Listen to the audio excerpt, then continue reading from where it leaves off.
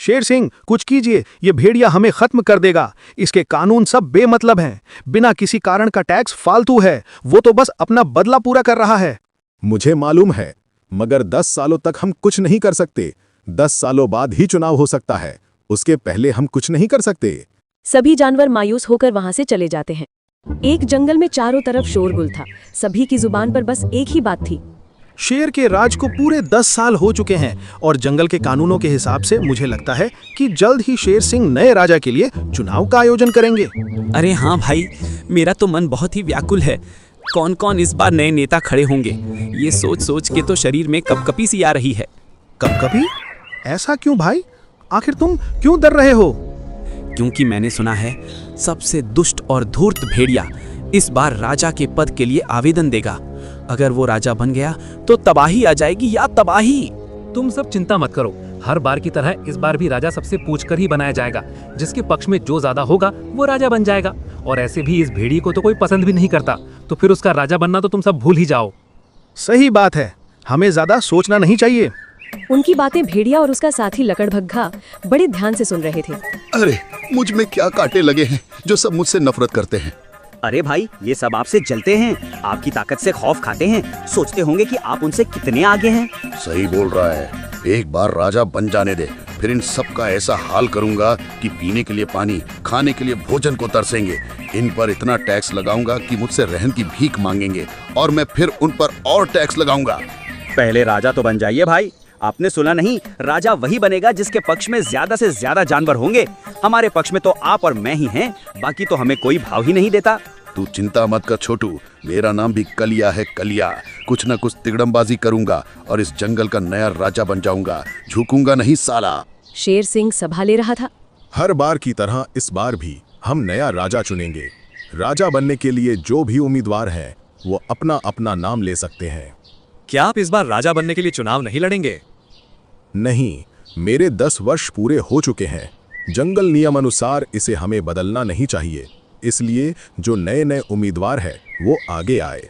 माफ करना शेर सिंह, मगर मेरी एक राय है, हर बार की तरह इस बार भी आप नया राजा आप जानवरों से पूछकर बनाएंगे। ये बहुत ही गलत तरीका है। ये दशकों से चली आ रही है, इससे निर्णायक फैसला होता है। यकीनन फैसला निर्णायक होता है, मगर जानवरों में आपस में मतभेद बढ़ जाते हैं। एक बार गौर से सोचो, मैं किसी पहले पक्ष की तरफ से बोल रहा हूँ, उसे वोट दे रहा हूँ, तो दूसरा पक्ष मुझे अपना दुश्मन ही समझेगा ना। ये तो तुमने काफी दिलचस्प बात बताई। तुम्हारा कहना तो सही है, मगर तुम्हारे पास इसका क्या इलाज है और क्या क्या तरीका है जिससे चुनाव किया जाए? बहुत सिंपल है, हम पर्चियों के माध्यम से वोट डालेंगे, जिसमें सिर्फ उम्मीदवार के चुनाव चिन्ह होंगे। अपने नेता को वोट डालने के लिए उसके चुनाव चिन्ह पर मोहर लगाकर एक बॉक्स में डाल देंगे। फिर उनकी गिनती होगी और जिसकी पर्ची ज्यादा होगी उसकी ही जीत होगी। इससे किसी को मालूम नहीं चलेगा कि किसने किसको वोट दिया और जंगल में शांति से वोट कर राजा बनाया जा सकता है। शेर को भेड़िए का सुझाव बहुत पसंद आता है। बहुत खूब। हमने आज तक तुम्हें धूर्त, कमीना, बेकार, घमंडी, कामचोर और अड़ियल समझा, मगर तुम तो देव मानुष निकले, बुद्धिमान निकले। अब से वोटिंग की प्रक्रिया बदली जाती है और इस प्रक्रिया को चालू किया जाता है। सभी जानवर बहुत खुश थे। इस बार राजा बनने के लिए गधा, लोमड़ी और कालिया भेड़िया खड़े हुए हैं।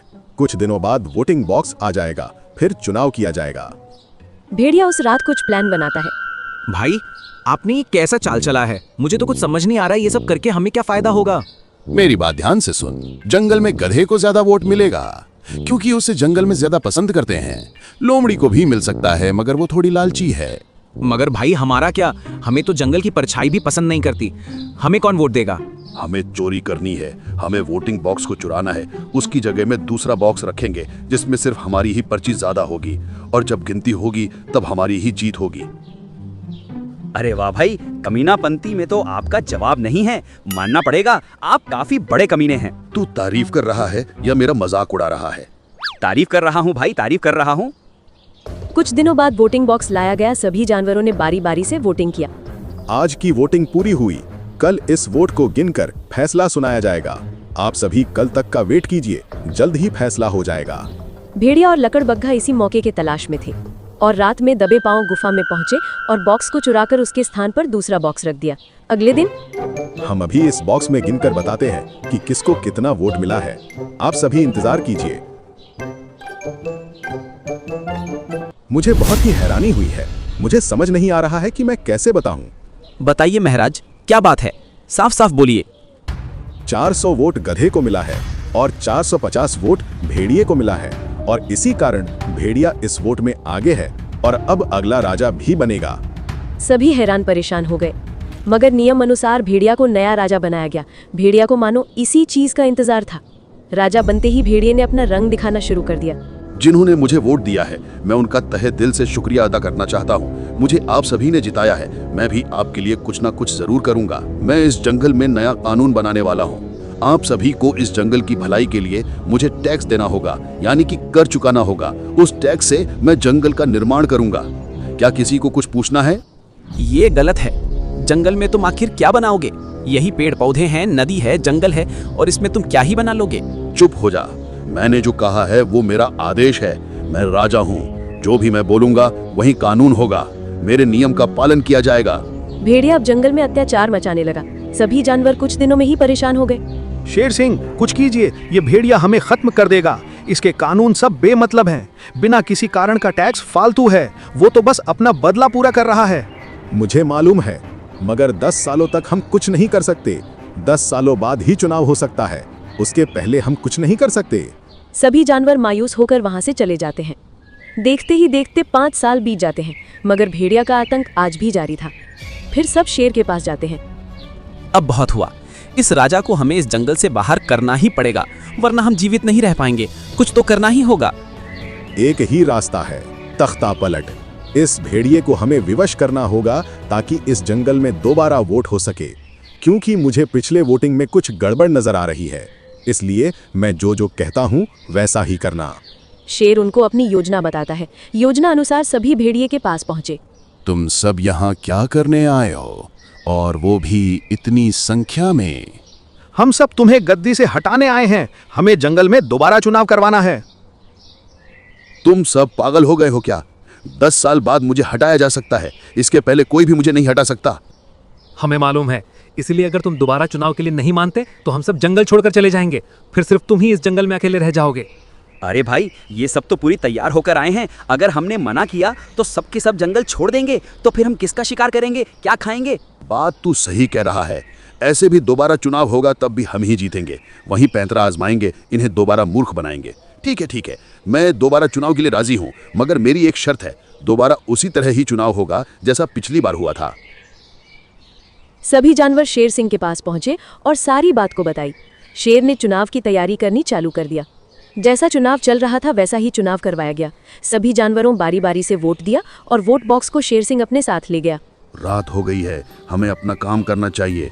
चल मेरे साथ और नकली बॉक्स को भी उठा ले। दोनों दबे पांव गुफा में घुसे और बॉक्स को चुरा लिया और नकली बॉक्स फिर से दोबारा रख दिया। अगले दिन आज फिर से चुनाव की गिनती होगी, मगर आज सबके सामने ही होगी, ताकि किसी को ऐसा ना लगे कि कोई गलती या वोटों के साथ छेड़छाड़ हुई हो। गधे को 848 वोट मिले हैं, जबकि भेड़िए को सिर्फ मात्र 2 वोट ही मिले हैं। इसलिए गधा ये चुनाव जीत गया है। भेड़िया जैसे ही सुनता है हक्का बक्का रह जाता है। ये कैसे हो सकता है? ये नामुमकिन है। जरूर तुमने गलती की है। मैंने तुम्हारे सामने ही वोटों की गिनती की है। इसमें सारे वोट गधे को मिला है, तुम्हें मात्र 2 वोट ही मिला है। क्या बकवास कर रहे हो?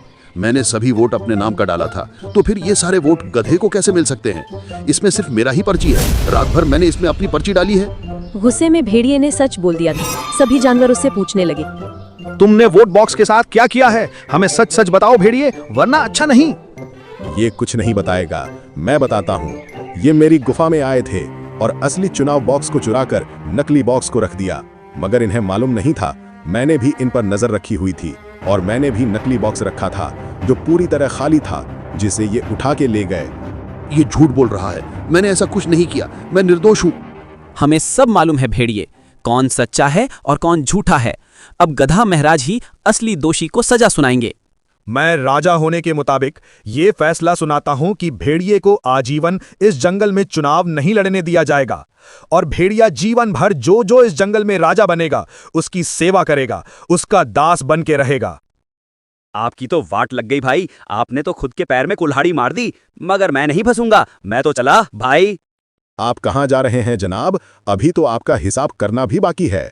तुम भी इस भेड़िए के साथ जीवन भर जंगल में सेवा का काम करोगे।